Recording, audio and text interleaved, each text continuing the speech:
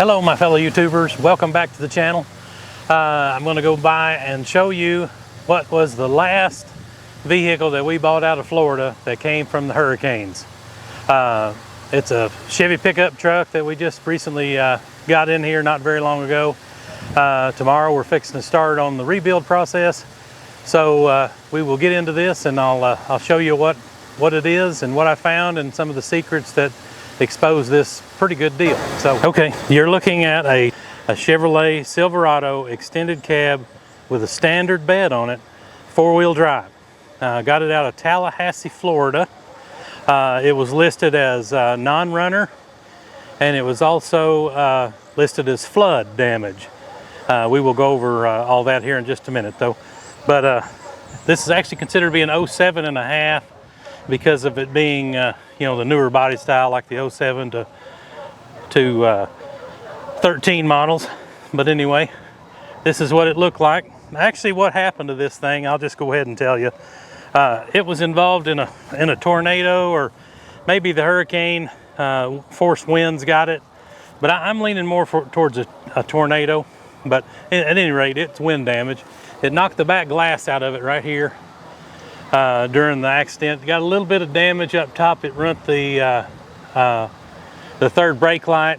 Got a little bit of a dent right there to the right hand side of the on top of the cab there. But surprisingly, I'm not going to get up there. But the cab is straight on top. There is no damage up on the very top of it. It got the little spot right here. We're going to put some bed caps on that. Call it good. Kind of straighten, knock this down a little bit smooth. Also, it got this door glass out of it. It was knocked out in the process of the hurricane slash tornado. It got the windshield. Something fell on the windshield and knocked it out. Of course, we've got damage up here on the hood. Hood will need replaced. We've got a little damage. This is broke right here. So we'll need to replace the headlights. But other than that, overall, it's pretty good as body wise, you know. It's going to have a few dents and dings in it and such as that. You know, there's some right there on the bedside. But this truck, being it was in Florida, is completely rust free. I mean, there is no rust over the fender wells or in the cab corners there. There's none in the back where the tailgate is. Nothing over here, which are notorious for being on this side more than anything. A little bit of surface rust right here, you know, where rock chips more than anything. But you can see up there underneath the frame is in really, really good shape, you know. So, but anyway, interior, not very good. You know, I'm gonna replace the seats in it. Seats suffered from Florida's sun, not good. And but she runs extremely well. I mean, to be an active fuel management truck, she runs really well. Seat right here is wasted, and you look at that and you immediately like, well, this has got some miles on it, and it does. I will look in here and show you the mileage on this thing, if I can zoom it in there. I'm having a big time trouble with this thing wanting to zoom or capture anything. But anyway, if that does not show up, that's 390,863 miles. Now, you're probably wondering, why in the world would you buy a vehicle with 390,000 miles? Well, simple enough is, this truck coming out of Florida doesn't have any rust on it. I've got something to work with whenever there's no rust involved. So that was the main reason why I bought it. We got a pretty good oil leak underneath the truck, unfortunately. But, you know, that's just, it is what it is. That will go in the shop immediately and we'll fix it. It's probably going to be that rear cover on the rear main seal. We'll go ahead and stick a rear main seal in it with 390,000 miles on it. But I just can't hardly believe that this truck hasn't had a delete done, but it still has the active fuel management FLOM that's on top of the motor. So it's incredible. But you know, It does run, oil pressure stays at 40. I'm sure there's been work done to it before, but my goal on this truck, actually, I've got a Ford truck that's on its last leg that we use to run and get parts in and stuff, and I'm kind of partial to the lifted trucks. This truck's got a rough country 6-inch lift on it, and I just like the lifted trucks. But anyway, this was done. The covers were knocked off in the wind, but you know, you get to see it now. Wait till you see it whenever we get finished with it. It's going to really look nice and be a good truck for us. You know, it's what we need for right here. So anyway, there's that truck. Let me get up here and get you the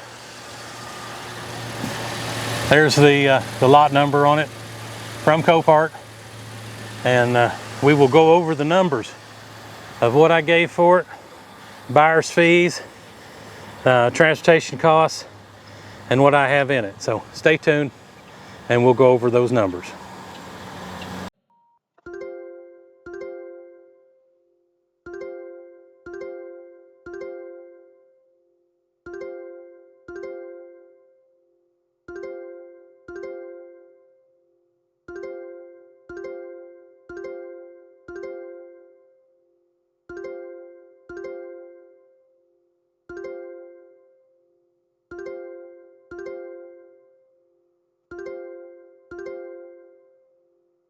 Bonus time.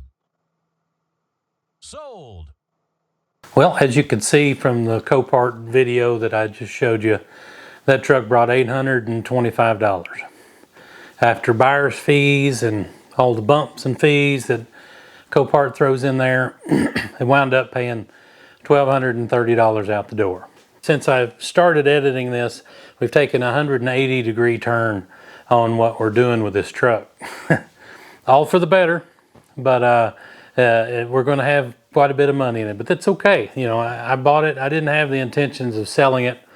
I had the intentions of replacing an old truck that we had here and kind of having a little fun. You know, we're used to the daily routine of getting these vehicles in and getting them ready to go and putting them on the lot, you know, but with this one, a little different. So we've been doing quite a bit of stuff to it, and we've spent a lot of money. But anyway, back to what we gave for it. $1,230 was our total cost.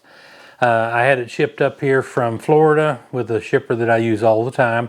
It cost me $750 to get it shipped up here. So after all the bumps and fees, I'm in at just under $2,000 whenever it got here. Now, that's for a 390,000 mile truck. When it arrived, we noticed that, of course, the video that you've seen earlier, it leaked. I think it leaked oil from everywhere, you know, which is to be expected, you know. So we thought, well, you know what, the best thing to do on this is probably let's just pull the motor out and we'll just go through all the seals and everything. And then we got thinking, well, if we're going to pull the engine, why don't we do the full DOD delete? And we wound up putting a Brian Tooley Racing cam in this truck. And we have just went through the whole truck. And as you can see from the pictures here on the engine, this is it sitting on the stand just before we're getting ready to put it in the truck. Should be putting it in the truck later this week. So we've got the hood painted. It's a nice cowl hood that is really going to look nice on it. I've already done the mirrors. I've done a lot of stuff to this truck already, you know, and it's all going to come together. This truck's going to look really nice, you know. I took the tires and wheels off of my GMC Denali that were parting out, or GMC Yukon Denali, I should say. We put it on this truck. I'll probably put some big tires and such as that on it. But anyway, what I wanted to mention was, you know, if you look on the Copart information there, it says that this truck was a water/flood. This truck had 0 water in it. Never had any water in it. And it's a good little tip for you.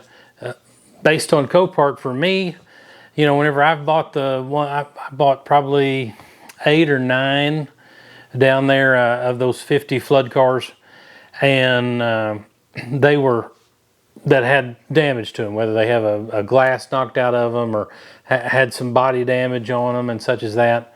And every one of them that were like that did not have any water damage at all. It was all, they call it flood based on the rain that goes into it after the water has, or after the damage is done to the vehicle. Like this one had a busted out passenger side door window and the windshield, and so they just automatically deemed it flood. You know. Also, another tip on this truck, and probably why it brought so little money, is the fact that they did not say that it was a run and drive. You know, so you know, you're thinking flood, thinking non-run and drive, 390,000 miles on it. You're like, you know, I'm out.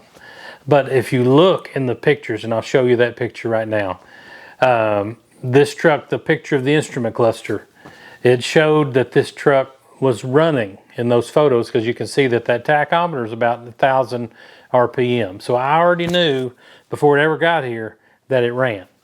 And I figured, based on the other vehicles that I'd bought from Copart that had a little damage on them from wind, that I felt pretty good that this one was going to be just like those, and it wasn't going to have any water damage to it. And I was correct. Right now, truck is sitting in our shop. Motor, the transmission's been pulled out of it. I had the transmission rebuilt from a trusted source here locally. He does a phenomenal job, and he has totally beefed up this transmission, and it'll be ready to put in. We put all new sensors in it. It's got all new gaskets on it. It shouldn't leak a drop of oil, and it will be good to go. New fluids and everything from front to back. And I think it will make us a really, really nice, good truck. It ran good whenever it came in, but I think that this truck's going to do everything that we want it to do, and it'll be a little bit of fun. It'll have a little lope to it, and I will make a video after we have the engine put in it and it's running, and you be the judge, you know. So anyway, I will get off here for now. I just wanted to give you a quick update and put all this in one video, and the next video for this truck will be the finale of what it's done once we finished it, you know.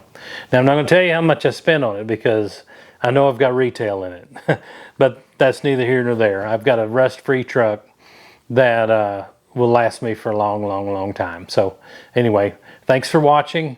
If you haven't already, hit that like and subscribe button, share the video. I'd appreciate it, and I look forward to seeing y'all in the next one.